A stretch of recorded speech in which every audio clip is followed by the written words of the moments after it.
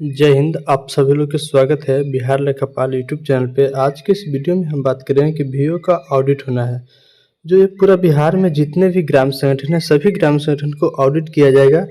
BO का audit आपका internal होना है। बीओ का ऑडिट इंटरनल एक्सटर्नल दोनों होता है, लेकिन यहाँ पे आपका इंटरनल होगा जो आपका वित्तीय वर्ष 24-25 का होगा। ये जो आपका ऑडिट होगा यानी कि मार्च 2024 तक और ये सितंबर तक हो सकता है 24 तक।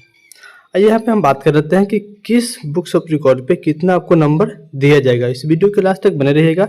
इस चैनल पे पहली बार इस वीडियो को देख रहे होंगे तो चैनल को सब्सक्राइब करके वीडियो को लाइक शेयर भी कीजिएगा। चैनल को सब्सक्राइब करने से होगा कि जब भी आपको जीविका की वैकेंसी या किसी प्रकार की आपको जानकारी चाहिए तो सबसे पहले आपके पास में पहुँचेगा। यहाँ पे हम बात कर लेते हैं कि रोककर वही अद्यतन, ठीक है। आपने रोककर वही, जिससे आप लोग कैश बुक बोलते हैं, आपने अपडेट कर रखे हैं तो उस पर आपको 3 नंबर मिलना है। कितना? 3 नंबर दिया जाएगा। उसी तरह से यहाँ पे हम बात कर लेते हैं समान खाता वही अद्यतन। आपने समान खाता वही, जिससे हम लोग लेजर के भी नाम से जानते हैं, लेजर अपडेट करके रखे हैं तो उस पर भी आपका 2 नंबर दिया जाएगा। उसी तरह से यहाँ पे हम बात कर लें कि ऋण पुस्तिका, जिससे हम लोग लोन रजिस्टर के भी नाम से जानते हैं, ये आपने अपडेट करके रखे हैं तो इस पर आपको 3 नंबर मिलना है। इसी तरह से यहाँ पे हम बात करें तो टोटल यहाँ पाइएगा तो आपका 100 यानी कि 100 नंबर का ये पूरा बुक्स ऑफ रिकॉर्ड को लेकर के होता है नंबरिंग। देखिए यहाँ पे 100 है, आपने 100, क्योंकि देखिए बुक्स ऑफ रिकॉर्ड में हम बात करें तो ग्राम संगठन का 17 ऐसे बुक है लेखांकन करना है जिसमें आपका 100 नंबर होता है। तो ये इसमें क्या क्या आपको आवश्यकता है और किस किस पे कितना नंबर मिलना अनिवार्य है। तो चलिए यहाँ पे अपने बुक्स ऑफ रिकॉर्ड में आ गए हैं। इसके बाद यहाँ पे हम बात कर लेते हैं नगद शेष। नगद शेष में देखा जाए तो यहाँ पे रोकड़ बही के आधार पे और जो आपका है बैंक नगद शेष जो 5,000 तक नगद में, आप लोग जानते हैं कि ग्राम संगठन में नगद राशि 5,000 से ज़्यादा नहीं रखना होता है, उस पर भी आपको 1 नंबर मिलेगा। और जो आपने रोकड़ बही के आधार पे जो नगद भौतिक सत्यापन में स्थिति में 0 नंबर। यहाँ पे जो आपने नगद से यहाँ पे वही बताया जा रहा है कि 1 नंबर आपका इस पे मिलना है। उसी तरह से और यहाँ पे हम बात कर लें कि बैंक समाधान विवरणी आपका कैश बुक से मैच करता है बैंक और नहीं मैच कर रहा है, उसके उपरांत आपने बैंक समाधान विवरणी बना रखे हैं जिसे हम लोग BRS के भी नाम से जानते हैं। BRS बैंक समाधान विवरणी, इस पे भी आपको 3 नंबर दिया जाएगा। उसी तरह से यहाँ पे हम बात कर लेते हैं कि निष्क्रिय निधि जैसे आइडल फंड और अंतिम नगद शेष, ये आपका जो है इस पे आपका 5 नंबरिंग है, लेकिन इसमें यहाँ पे 20% से कम है और 20% से अधिक है 30। इस तरह से करके आपका नंबरिंग दिया जाएगा। 5 नंबर, 3, 4 नंबर, 3 नंबर, इस तरह से आपका देख सकते हैं। वीडियो थोड़ा सा लंबा हो सकता है, वीडियो के लास्ट तक बने रहिएगा। चैनल को सब्सक्राइब भी नहीं किया तो चैनल को सब्सक्राइब करके लाइक शेयर भी कीजिएगा। यहाँ पे हम बात कर लेते हैं कि ICF ऋण के संदर्भ में। यहाँ पे देखा जाए ICF ऋण, सामान्य ऋण और FSF ऋण, ठीक है। और यहाँ पे हम बात कर लें HRF ऋण।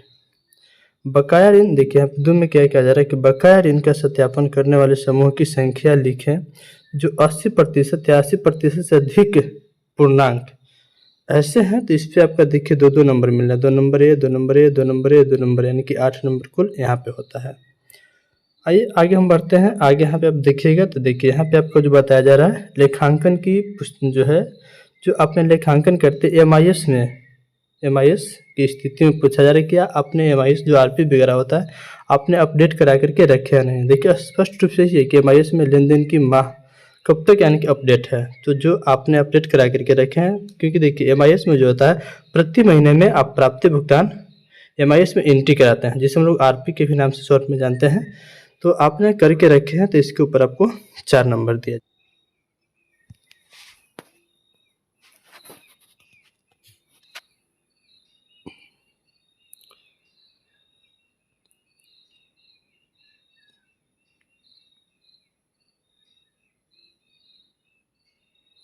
यहाँ पे आगे हम बात करते हैं FSF खरीदारी, ठीक है। FSF की खरीदारी कितने बार हुई है, 1 या 1 से अधिक बार पूर्णांक। यहाँ पे देख लीजिए आपने FSF की खरीदारी करते हैं, इसका जो खरीदारी करने का प्रोसेस है यानी कि हर 3 माह पे आपको खरीदारी करना है, यानी कि सालाना आपको 3 बार यानी 4 बार 4 बार यानी कि खरीदारी आपको करना है। तो यहाँ पे देख सकते हैं कि टोटल उस पे भी आपका 1 नंबर मिलना है। उसके साथ-साथ एफएसएफ से संबंधित स्टॉक रजिस्टर का संधारण आपने स्टॉक रजिस्टर लिखते हैं तो उस पे भी 1 नंबर मिलना है। और अगर कोई संपत्ति है तो उसका संधारण स्टॉक रजिस्टर या स्थायी संपत्ति रजिस्टर है या नहीं। आपने स्टॉक तो लिखते हैं, उसमें आपका जो वीओ का संपत्ति है एसेट उसको आपने उसमें एडजस्ट किए हैं, लिखे हैं तो उस पे भी आपका 1 नंबर दिया जाएगा। और अस्थायी संपत्ति जो ग्राम संगठन में है सुरक्षित है या नहीं उस पे भी आपका 1 नंबर देना जाना, सुरक्षित रहेगा तभी, अन्यथा नहीं मिलेगा। आइए उसके नीचे हम बात करते हैं कि देखिए यहाँ पे है प्राप्ति विपत्र बुकलेट संख्या, उसका उपयोग लाए गए बुकलेट की संख्या, यानी कि यहाँ पे हम बात कर रहे हैं कि इसके ऊपर जो आपको मिलना है 2 नंबर मिलना है। इस पे प्राप्ति पत्र बुकलेट संख्या और जो है क्या सभी प्राप्तियां का आधार प्राप्ति विपत्र में जो आपने सीरियल नंबर से प्राप्ति विपत्र को काटते हैं, अच्छे से रखते हैं तो इस पर आपको 2 नंबर मिलना है। और इसी तरह से हम बात कर ले कि क्या सभी प्राप्ति विपत्र अधिकृत हैं, अधिकृत जिस पे आपने साइन मोहर करा करके अध्यक्ष सचिव से रखे हैं तो उस पर भी आपको 1 नंबर मिलना है। इसके बाद यहाँ पे हम नीचे बात कर लें कि रद्द किए गए प्राप्ति पत्र की संख्या, जो आपने रद्द किए हैं उसको प्राप्ति पत्र की कॉपी उपलब्ध है जो आपने देखी हो। ऐसा होता है कि प्राप्ति पत्र काट रहे हैं तो थोड़ा सा मिस्टेक गलती हो गया उसको हम लोग रद्द कर देते हैं तो उसको सुरक्षित से रखना है, उस पर भी देखिए यहाँ पे आपका 1 नंबर करके दिया जाएगा। इसके बाद यहाँ पे हम बात कर लें कि नीचे आप आते हैं तो देखिए प्राप्ति विपत्र और लेखांकन में संधारित प्राप्ति राशि में अंतर की स्थिति में प्रतिवेदन संलग्न ऐसे प्रतियां की संख्या दर्शाए जिसकी सुन जो अपना प्राप्ति पत्र और लेखांकन करते हैं उसमें आपको क्या है कि देखिए यहाँ पे आपका 2 नंबर देने के लिए जिक्र है। इसके साथ साथ है नीचे आप आते हैं तो प्राप्ति पत्र लेखांकन में संधारित प्राप्ति मद में जो मद वाई है उसके ऊपर यहाँ पे आपका 2 नंबर का जिक्र किया गया है। इसके बाद क्या सभी लेन देन प्राप्ति मिनट्स बुक में अधिकृत है। देखिए सबसे यहाँ पे दायित्व जाता है मिनट्स, जिससे हम लोग कार्यवाही के नाम से भी जाते हैं या मदर बुक के भी नाम से जानते हैं। यहाँ पे भी आपको जो भी आपने लेन देन करते हैं या जो भी आपने वीओ से चर्चा एजेंडा होता है सब मिनट्स में आपको लेना होता है, लिखना होता है, उस पर भी आपका 1 नंबर यहाँ पे देने के लिए जिक्र किया गया है। इसके बाद नीचे हम आते हैं भुगतान विपत्र। देखिए एक एक करके हम यहाँ पे बताते हैं तो थोड़ा सा आपका नंबरिंग जो है बहुत ज़्यादा हो जाएगा। आइए यहाँ पे हम शॉर्ट में आपको बता देते हैं और आप लोग इसको ना तो पढ़ सकते हैं। इसको पीडीएफ लेने के लिए मेरा व्हाट्सएप नंबर है, व्हाट्सएप ग्रुप, उस पर भी आप लोग जुड़ सकते हैं।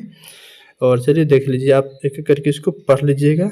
देखिए यहाँ पे आते हैं तो मैपिंग जो है आईसीएफ, ठीक है, आईसीएफ है ग्राम संगठन से जुड़े कुल समूह की संख्या।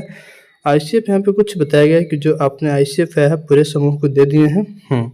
उसको देखिए यहाँ पे फिर से परियोजना के द्वारा जो आईसीएफ की जिक्र किया जा रहा है समारीन समूह में हस्तांतरित कर दी गई है स्थिति पूर्णांक, यहाँ पे भी आपका 3 नंबर मिलना है। और पिछले 6 महीने में ऋण की मांग करने वाले समूहों की संख्या कुल यानी कि 60% मार्क समान ऋण के आधार पर दिया जाएगा तो यहाँ पे भी इसके ऊपर 3 नंबर है।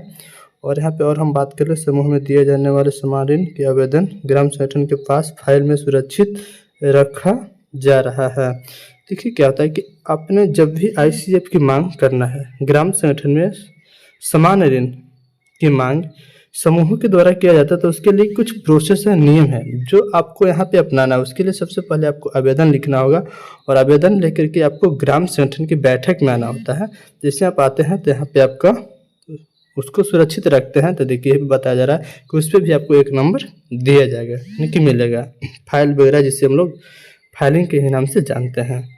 उसके बाद देखिए यहाँ पे 1 नंबर इस पर भी दिया जाएगा, वो आपका है मांग किए गए ऋण आवेदन की संख्या जिसकी समीक्षा संबंधित कमेटी द्वारा की गई है, इस पर भी 1 नंबर है। इसके बाद यहाँ पे हम बात कर लें तो देखिए 1 नंबर इस सब पे है, टोटल यहाँ पे कुल भी 10 नंबर होता है। उसी तरह से यहाँ पे हम बात कर लेते हैं आईसीएफ। देखिए यहाँ पे वर्तमान जो मांग पंजी के आधार पे आप लोग लिखते हैं, इसके लिए यहाँ पे भी आपका 10 नंबर का जिक्र किया गया है।